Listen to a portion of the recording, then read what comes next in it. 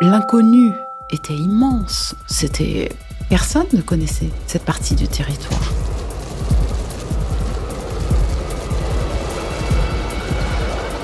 Vous avez un sentiment quand même au début de vous jeter dans la gueule du loup. Je veux dire, quelque part, il y a cet horizon qui est sans fin, dans lequel il faut avancer, au milieu d'un monde qui ne veut pas de vous.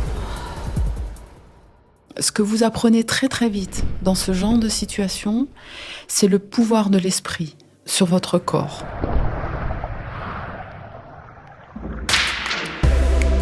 Bienvenue dans Les Explorateurs. Les femmes et les hommes que nous écoutons ici ont consacré leur vie à explorer le monde. Ils ont un jour décidé de se mettre en danger, par goût de l'aventure, ou pour fuir une vie toute tracée. Pendant une trentaine de minutes, nous voyagerons avec eux.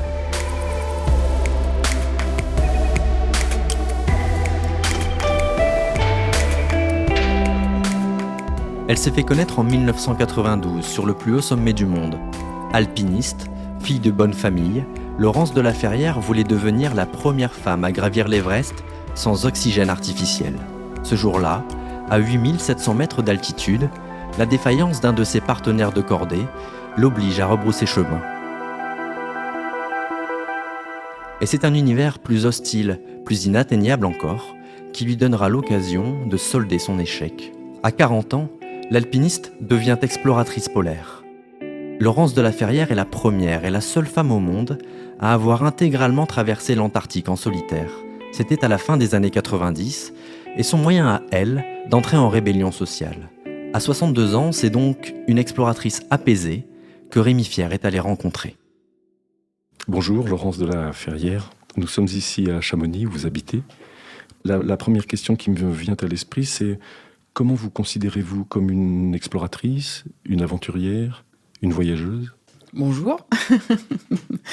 Avant tout, je pense comme une femme curieuse, fascinée par tout ce qui peut se trouver derrière l'horizon, qui sont les limites que je peux percevoir. Donc c'est très personnel. Mais je pense que c'est avant tout ça. Alors évidemment, ça s'est illustré par des aventures, par des explorations, par des ascensions. Mais finalement, ça, ce n'était que des moyens de pouvoir combler une envie et quelque chose de très fort. Cette curiosité, elle est née comment ?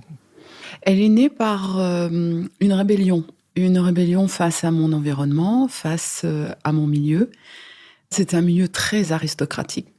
Pas bourgeois particulièrement, mais aristocratique dans le sens où les règles étaient très lourdes et très rigides. Et c'était vraiment un format qui ne me correspondait pas du tout. Tout d'un coup, j'ai pris conscience qu'il existait un autre monde et que dans cet autre monde, j'avais des choses à faire, mais que je ne pouvais pas les faire avec les contraintes que l'on m'imposait.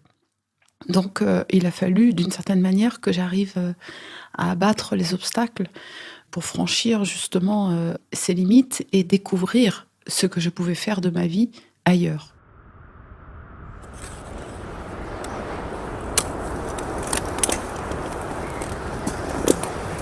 Alors, oui, il y a eu un déclic vraiment très particulier qui a été à l'âge de 18 ans, lorsque j'ai participé tout à fait par hasard à un stage d'alpinisme sur le versant italien du Mont Blanc. Pour moi, ça a été vraiment une révélation. Là, j'ai compris que c'était là où j'allais pouvoir faire ma vie. Bon, j'étais sportive de haut niveau en tant que gymnaste, très jeune. Donc j'avais une certaine facilité pour appréhender l'escalade en particulier. Et quand j'ai commencé à découvrir la haute montagne et l'alpinisme, j'ai trouvé que c'était quelque chose qui était excessivement difficile, qui était effrayant et en même temps complètement fascinant. Et ça m'ouvrait en fait une ouverture, enfin c'était une sorte d'ouverture sur cet inconnu vers lequel je tendais, mais que je n'arrivais pas à cerner. Et là, tout d'un coup, j'arrivais à mettre des mots, des images, des pensées sur quelque chose qui allait pouvoir faire partie de ma destinée.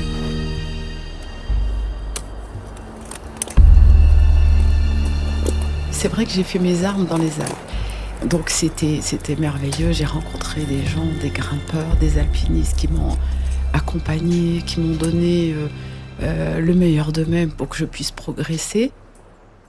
Très vite, j'ai eu le sentiment que c'était un milieu quand même qui était trop restreint par rapport à la quête que je ressentais au fond de moi. Et complètement par hasard, un jour, je suis partie pour faire le Dolan. Et je me souviens encore de ces moments où j'arrive au refuge, c'est un demi-dôme qui est tout petit, et je rencontre un homme qui revenait de l'Himalaya. Et on était très peu, on devait être 3 dans le refuge. Et là, pendant toute la nuit, en fait, il m'a raconté ses ascensions dans l'Himalaya.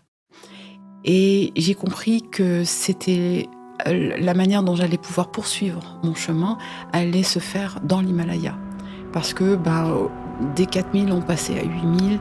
Et puis parce que c'était quelque chose, un univers encore très peu connu. C'était dans les années 80, il n'y avait pas grand monde qui partait là-bas. Enfin, pour moi, c'était quelque chose de complètement... toujours cette espèce d'antagonisme entre le fait d'être effrayé et fasciné. Mais en tous les cas, j'ai décidé que j'allais partir dans l'Himalaya. Plus je m'éloignais, et plus, d'une certaine manière, j'échappais aux influences et aux regards de ceux qui considéraient qu'ils savaient ce qui était bien pour moi. Donc de partir dans cet environnement qui n'était pas fait pour la femme en particulier, il y avait très très peu de femmes dans les expéditions, c'était une manière de franchir un cap qui était très important dans ma progression.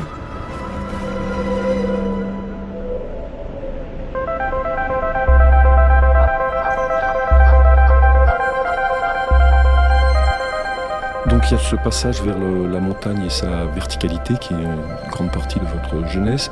Et puis j'ai l'impression qu'il y a un deuxième déclic à un moment où vous laissez plutôt tomber cette verticalité pour vous dérouter sur une aventure un peu plus horizontale. À partir du moment où j'ai assumé le fait de consacrer ma vie à gravir les sommets et à vivre avec ce contact intime avec cette nature dans laquelle j'arrivais à m'exprimer, j'ai considéré qu'il était inacceptable d'utiliser des moyens artificiels. L'idée, c'était de tenter d'être la première femme au monde à gravir le sommet de l'Everest sans oxygène. Et j'ai tenté 5 fois. Et la dernière fois, donc je crois que c'était en 92, on était 3, bien loin de ce qui peut se passer aujourd'hui. Dans l'équipe, il y avait une personne qui avait de l'oxygène et qui a eu un problème avec son masque à oxygène, qui gelait et il n'arrivait plus à respirer de l'oxygène correctement. Je me souviens encore, on était vraiment sur le toit du monde. À droite, il y avait le Tibet, à gauche, il y avait le Népal. Et puis tout d'un coup, on me dit, il faut qu'on redescende. Et là, j'ai pas eu la force de braver cette décision. Et je suis redescendue. Je me souviens encore, je pleurais derrière mon masque et en me disant que j'aurais plus jamais la possibilité d'arriver aussi près du sommet de l'Everest sans oxygène dans des conditions pareilles.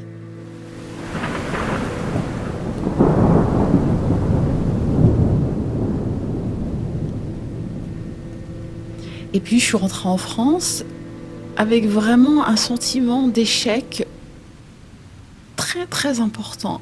Avec l'impression que finalement, tout ce que j'avais fait ces dernières années, par révolte, mais en même temps, je m'étais construite, tout d'un coup, tout ça s'écroulait. Que j'avais plus de raison, que je savais plus quoi faire. Et après quelque temps, après avoir assumé le fait que, effectivement, j'avais échoué, je me suis dit, j'ai échoué avant tout parce que j'ai été sensible à l'opinion de quelqu'un d'autre. Donc, je sens en moi des possibilités, des capacités que je ne suis pas parvenue à mettre en œuvre dans cette situation. Et donc, il faut que je parte seule dans le plus grand désert du monde.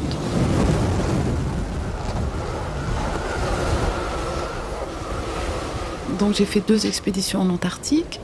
La première, je dirais que ça a été un peu une expédition test. La seconde a été une expédition incroyable.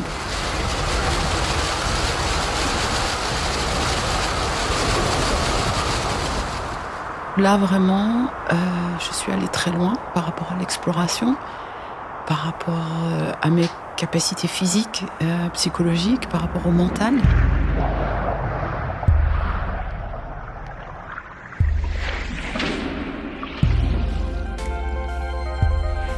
Est-ce qu'on peut parler d'un pouvoir de séduction de l'Antarctique, de ce continent inconnu, de ce grand désert blanc ?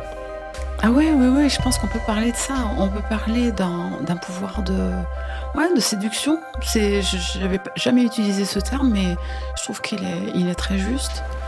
Un pouvoir de fascination. En fait, quelque part, vous allez mettre de la vie là où il n'y en a pas. Et du coup, ça vous donne aussi un sentiment de grande force et en même temps de très grande humilité parce que vous êtes rien au milieu de cet environnement. Mais vous n'êtes rien, mais avec ce rien, vous allez être capable de faire quelque chose d'extraordinaire.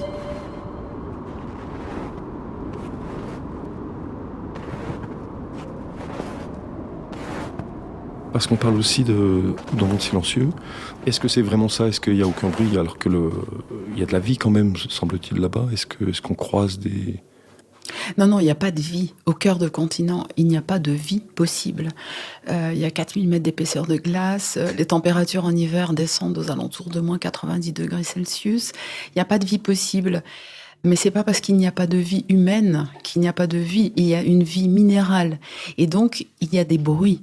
Il y a le bruit du vent, il y a le bruit de la glace, il y a votre propre bruit. En fait, l'Antarctique, c'est comme un immense miroir qui reflète ce que vous êtes et la vie que vous amenez sur le temps que ça dure. Vous vibrez au rythme des claquements de votre voile quand vous les utilisez pour pouvoir progresser.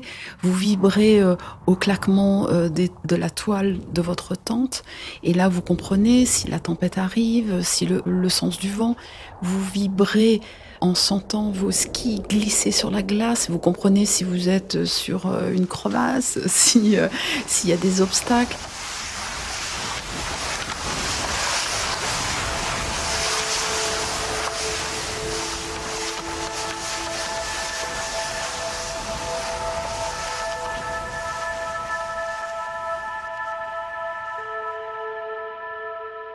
Et vous faites de ce que vous entendez un monde dont vous vous imprégnez, qui fait de vous pratiquement un animal de l'Antarctique, mais qui vous permet de progresser et d'exister momentanément en accord et en harmonie avec cet environnement. La préparation d'un tel voyage, vous avez commencé à en parler, vous avez parlé de la voile, de la tente. Comment on s'y prépare et quel choix on fait en fait pour se déplacer notamment? Alors, tout dépend de l'endroit que vous décidez de parcourir. La première expédition, je suis partie d'Hercule Inlet, donc du pied de la péninsule, pour aller au pôle Sud. Et en partant de la côte jusqu'au pôle Sud, j'avais les vents contre moi. Donc, je n'ai pas pu utiliser les voiles. Je me suis contentée de tirer mon traîneau avec des petites peaux de phoque sur les skis.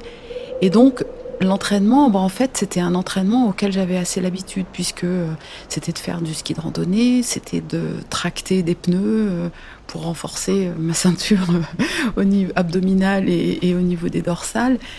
C'était de faire des portages. Bon, c'était des choses qui étaient assez proches de ce que j'avais connu dans le cadre des expéditions, en particulier dans l'Himalaya. Donc ça, c'était assez classique. Par contre, dans la deuxième expédition que j'ai réalisée en Antarctique, donc dont le point de départ était le pôle Sud, et cette fois pour aller tout à fait à l'opposé du continent, en face de la Tasmanie, cette fois j'avais les vents qui étaient favorables, qui m'étaient favorables. Et donc j'ai décidé d'utiliser les voiles. Et ces voiles, je les ai testées en traversant le Groenland en particulier. Ce qu'il faut savoir, c'est qu'à l'époque, en fait, ça date quand même d'une vingtaine d'années, c'était le tout début des voiles.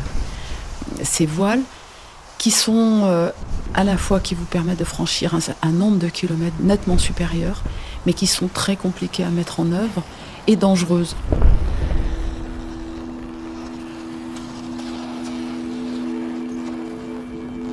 Donc les skis pour progresser, les voiles pour avancer aussi, et puis il y a ce fameux traîneau, Ouais.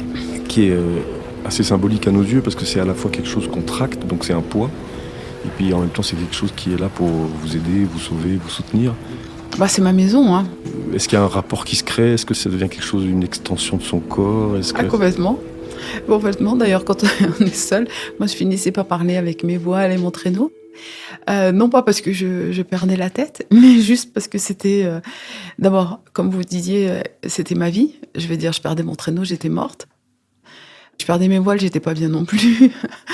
Donc, quelque part, c'est vrai qu'on il est nécessaire de créer un lien avec ce qui vous entoure. Donc que ça soit le matériel, mais aussi les éléments extérieurs, le vent, le froid, les crevasses. Et quelque part, moi, il y a des moments où j'aurais dit, ok, allez, maintenant j'ai quand même fait quelque chose de bien, aide-moi. Je parlais au vent. J'ai dit, mets-toi dans le bon sens. Il faut absolument que j'avance un peu plus vite. Donc, ouais, il y a une espèce de dialogue qui s'instaure, qui fait que finalement, oui, comme vous disiez, le traîneau est une extension de soi, comme la voile, et il faut qu'on fasse un tout. Et finalement, vous vous apercevez que par cette espèce d'harmonie que vous créez momentanément, qui est un peu, qui sort de l'ordinaire, eh bien, vous percevez le froid ou le vent en particulier, ou même le poids du traîneau, comme étant des alliés.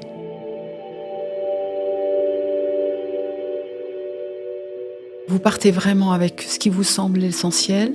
En même temps, vous savez que vous n'avez pas tout et qu'il faudra faire avec. Donc dedans, il y a de quoi se nourrir, donc des rations de nourriture. Chaque ration a été emballée dans un sac en plastique. Il y avait à peu près l'équivalent de 6 000 à 7 000 calories par jour, donc essentiellement basé sur la graisse, parce que c'est ce qui apporte le plus de calories. Si vous regardez comment font les Esquimaux, ils se nourrissent essentiellement de graisse. Du saumon à la nette. Ça va être un régal.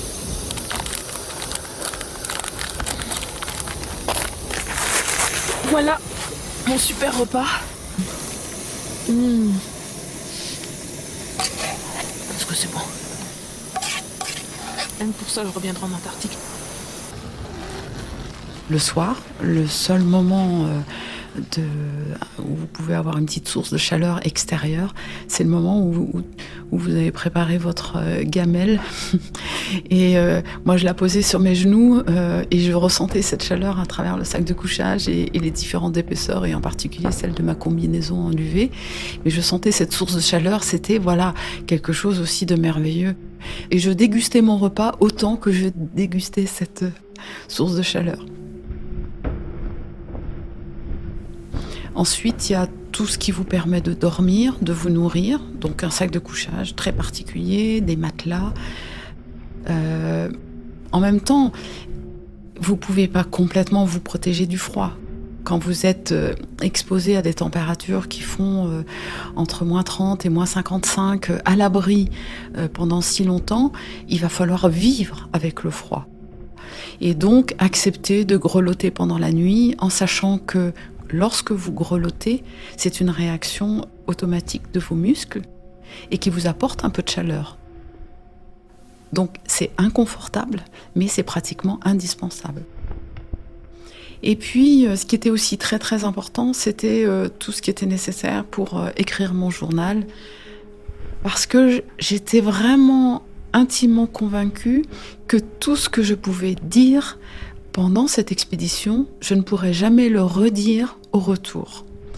Parce qu'il y a vraiment une espèce d'interaction directe qui fait que tout ce que vous ressentez, tout ce à quoi vous pensez, une fois de retour, vous rentrez dans un autre monde et c'est terminé.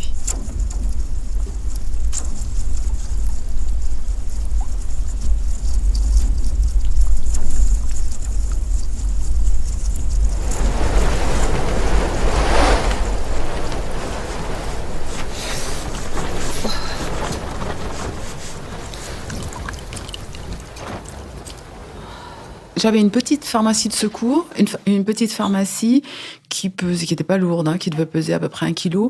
Ce qu'il faut savoir, c'est que, il peut y avoir un accident. Mais l'Antarctique, c'est un univers qui est complètement stérile. Il n'y a pas de vie. Donc les seules bactéries ou microbes que vous apportez, ce sont les vôtres. Donc très vite, en fait, il n'y a plus grand-chose. Donc le risque d'un rhume ou d'une infection, en fait, est assez rare. Deuxième chose, d'enlever les chaussettes mouillées. J'ai les pieds bien blancs, il va falloir que je les réchauffe si je ne veux pas. Oh putain, des petites gelures. Pas trop grave pour l'instant, mais il faut que je me protège. La seule chose auquel j'ai été confrontée, qui aurait pu très mal tourner, c'est que j'ai eu des gelures très graves qui se sont infectées superficiellement, mais qui n'ont jamais dégénéré. Il va falloir que je fasse quelque chose pour mes pieds. Donc, je vais utiliser le sac des batteries au lithium pour essayer de me faire des chaussettes. J'espère franchement que ce que j'ai fait va me permettre de pas aggraver la situation. Parce que là, franchement, ça devient grave. Je n'ai pas utilisé mon traitement antibiotique parce que c'est arrivé au tout début de mon expédition et que je me disais que si j'utilisais mon traitement antibiotique dès le début, j'aurais plus rien après. Donc je l'ai pas utilisé. Et ça veut dire qu'il y a des moments de grande souffrance ou de grande douleur dans des expéditions comme ça? Oui, il y a des moments de très grande douleur et vous apprenez, pour pouvoir les supporter, à tenir cette douleur, cette souffrance à distance. Ce que vous apprenez très très vite dans ce genre de situation, c'est le pouvoir de l'esprit sur votre corps.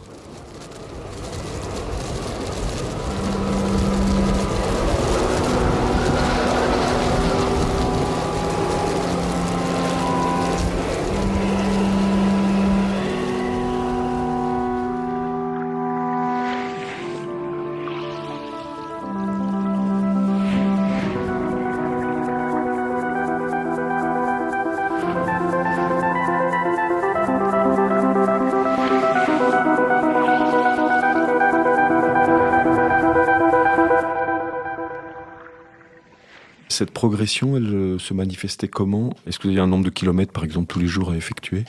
C'était plutôt au niveau du timing, en fait. Je me suis créé une sorte de discipline qui était adaptée à l'environnement, en me disant, pour pouvoir tenir le coup pendant 3 mois, il faut que j'arrive à avoir un temps de repos, un temps de sommeil et un temps de progression. Donc j'avais décidé que je pouvais progresser entre 10 et 12 heures par jour. Et c'était ça qui était important. J'ai marché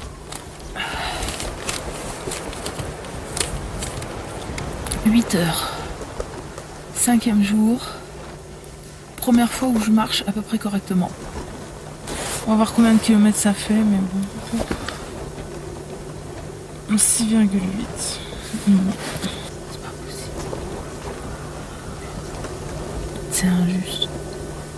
Pourquoi j'y arrive pas?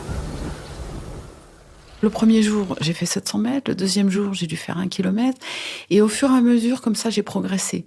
Et un jour, j'ai fait 100 kilomètres dans la journée. Là, je me suis dit, ouais, tu tiens le bon bout.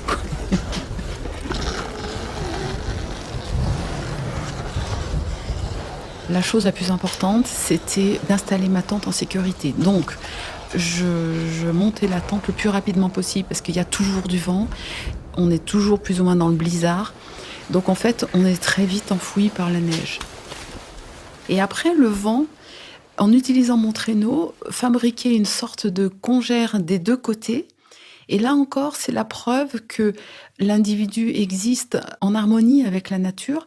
C'est que les premiers jours, j'essayais de me protéger totalement du vent. Donc je faisais une sorte d'armure autour de ma tente. Et puis, le vent, transportant la neige, retombait sur ma tente et je finissais enterrée sous la neige.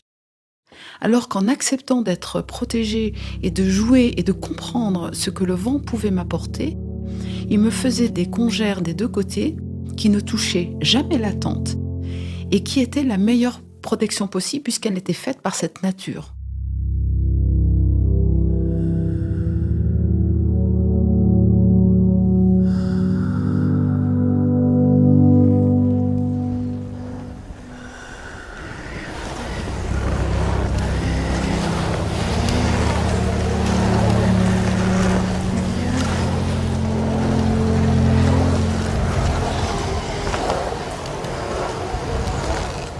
Une fois que j'avais fait ça, je pouvais commencer à réparer ce que j'avais cassé, à recoudre les vêtements qui étaient usés, à soigner mes gelures et à écrire mon journal.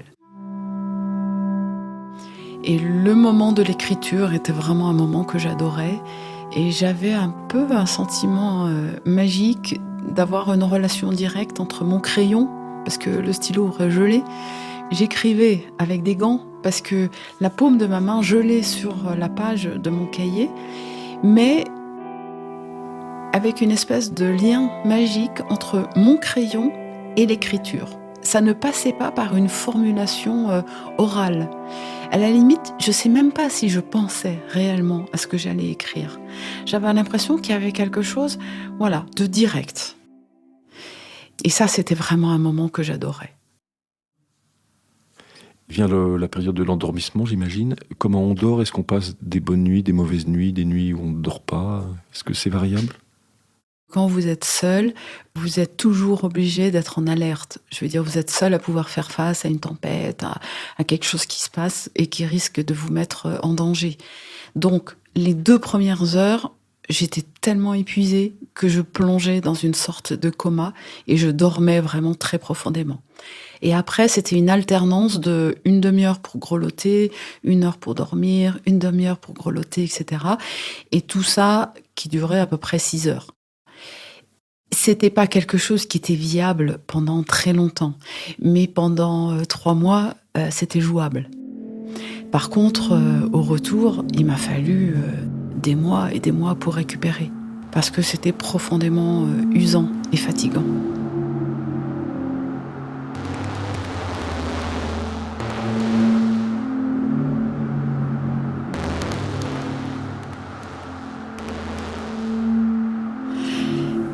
La première traversée a été une bagarre où je dirais que c'était pas évident que je prenne le dessus.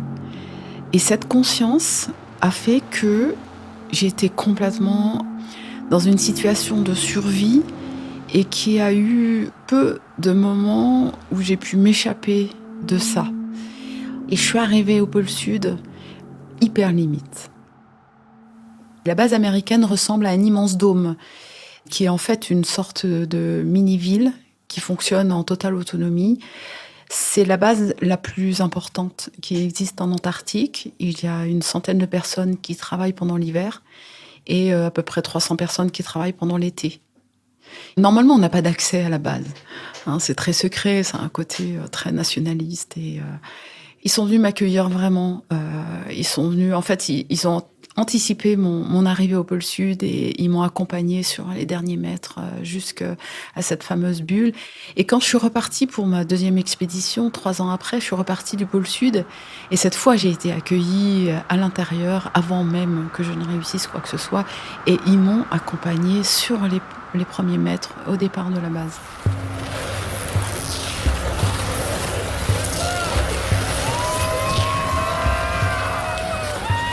Ce 2e voyage que vous vouliez parfait, entre guillemets, comment il s'est déroulé? C'était la même distance à peu près, le même temps de traversée que la première? Ah non, là c'était vraiment un autre enjeu.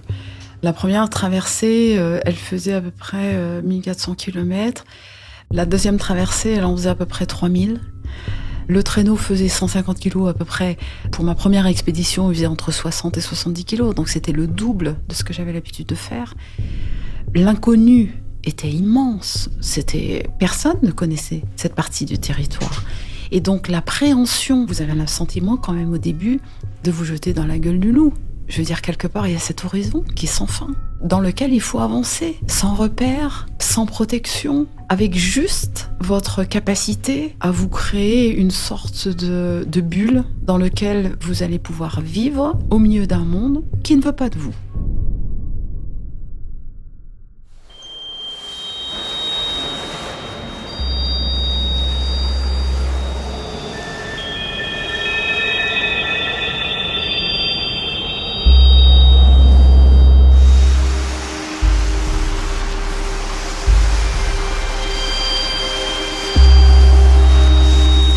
Puis après, il y a des moments où vous vous dites mais qu'est-ce que je fais là ?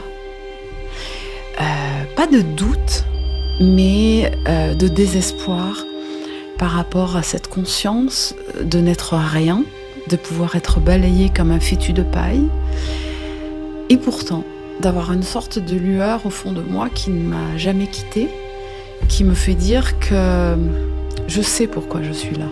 Enfin, je sais. Pas consciemment, mais inconsciemment, j'ai une bonne raison d'être là. Et je me suis permise, à certains moments, de m'asseoir sur mon traîneau, de hurler de peur, de désespoir, avec les larmes qui gelaient sur mes joues. Mais en fin de compte, ces moments de désespoir que j'arrivais à exprimer me libéraient de ce qui était la preuve que je n'étais pas grand-chose. Et j'en ressortais plus forte.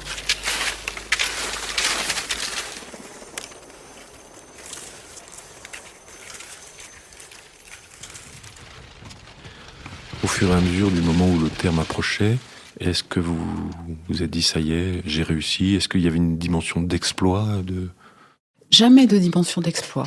Pour moi, ça n'a jamais été un moteur. J'étais consciente d'une performance, encore que sur le terrain, bon, c'était pas vraiment mon problème. L'exaltation que je ressentais était plutôt liée au fait d'avoir un sens très très profond de poser les pieds là où personne ne les avait jamais posés. De voir ce que personne n'avait jamais vu. Elle a duré beaucoup plus longtemps que la première. La première, elle a duré 58 jours. La seconde, j'ai mis 73 jours. Donc c'est vrai que c'est la seconde expédition, j'ai vraiment eu le sentiment d'aller au bout de ce que j'étais capable de faire. Et c'est la raison pour laquelle, après cette expédition, j'ai dit que je m'arrêterais. Je ne ferai plus d'expédition de ce type, et en particulier que je ne retournerai pas à l'Everest.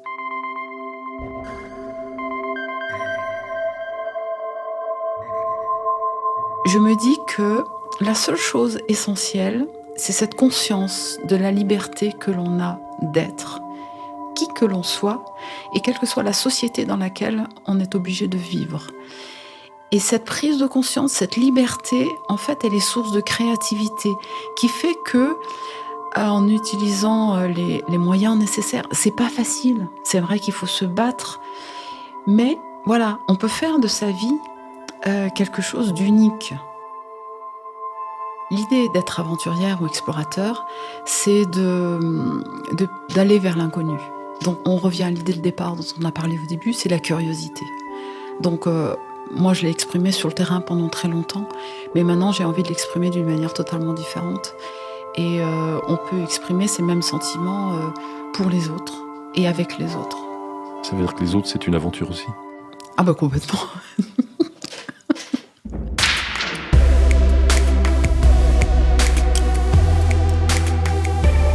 Dans le prochain numéro des Explorateurs, nous suivrons le conseil de Laurence de la Ferrière et repartirons à l'aventure.